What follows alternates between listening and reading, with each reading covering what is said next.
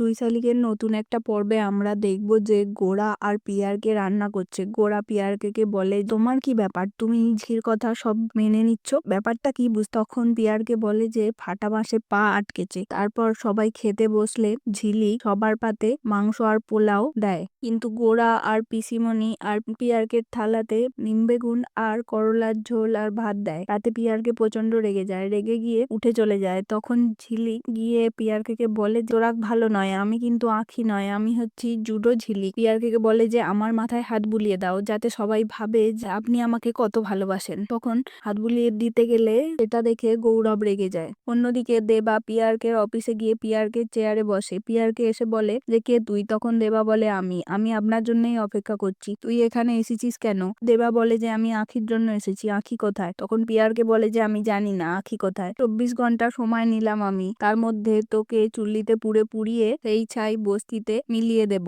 দেবা তখন পিয়ারকের গলা চেপে ধরে, বলে যে আমি যদি হাত তুলি তাহলে তোমার পায়ের তলার মাটি চলে যাবে। পিয়ারকে বলে যে তোর কি চাই? বলে আমার আঁখিকে চাই। পিয়ারকে বলে যে আঁখি কোথায় আমি জানি না, আমি কোনো তীর বউকে আমি চিনি না। তখন পিয়ারকে আঁখিকে মাটি চাপা দেওয়ার কথা ভাবতে থাকে। দেবা বলে যে আঁখিকে যদি আমি না পাই তাহলে 24 ঘন্টা টাইম দিলাম, আমি তোমাকে সেই চুল্লির মধ্যেই পুরবো। আঁখিকে আমি পেলে তবেই তুমি বেঁচে থাকতে পারবে, আঁখি ছাড়া আমার হারানোর কিচ্ছু নেই, তাই তোমার বেঁচে থাকা না থাকার আর একটাই কারণ হলো আঁখি। এর পরের বার যখন আমি আসবো আঁখি যেন আমার চোখের সামনে থাকে, আঁখির যদি কিছু হয় তাহলে আমি তোমাকে ছাড়বো না। তখন ঝিলিক এসে বলে যে আঁখি বেঁচে নেই। এটা শুনে দেবা তো পুরো অবাক হয়ে যায়। ঝিলিক বলে, আমরা তোর বইয়ের খবর রাখি না, আর কতবার বলবো? তখন দেবা বলে, এখন তুইও ওদের দলে হয়ে গেছিস? ঝিলিক বলে যে হ্যাঁ, বিয়ের পর শ্বশুর বাড়িই তো সব, আমার শ্বশুর আমাকে কত মাথায় করে রাখে। দেবা বলে যে তুই একে চিনিস না, এ খুব নোংরা মানুষ, এ অনেক লোকের জীবন নষ্ট করেছে,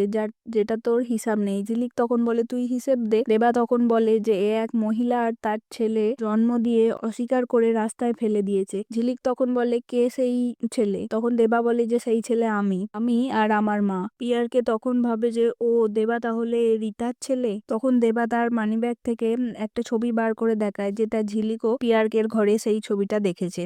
দেবার মা আর পিয়ারকের ছবি। পিয়ারকে তখন বলে যে না, ও এই ছবিটা নিয়ে আমাকে ব্ল্যাকমেল করছে, এরা দুজনে আমার কাছে সাহায্যের জন্য এসেছিল আর আমার থেকে একটা ছবি তুলেছিল। দেবা তো তখন আরোই রেগে যায়। ঝিলিক তখন বলে আরো প্রমাণ নিয়ে আয়, তাহলে আমি বিশ্বাস করব। দেবা তখন বলে ঠিক আছে, আমি আরো প্রমাণ জোগাড় করে নিয়ে আসবো বলে দেবা ওখান থেকে বেরিয়ে যায়। ঝিলিক তখন ভাবে প্রমাণ জোগাড় কর দেবা, আমার তোর উপর বিশ্বাস আছে, তুই প্রমাণ জোগাড় করতে পারবি বলে আজকের পর্ব শেষ হয়। পরবর্তী আপডেট পাওয়ার জন্য আমার চ্যানেলটিকে সাবস্ক্রাইব করো।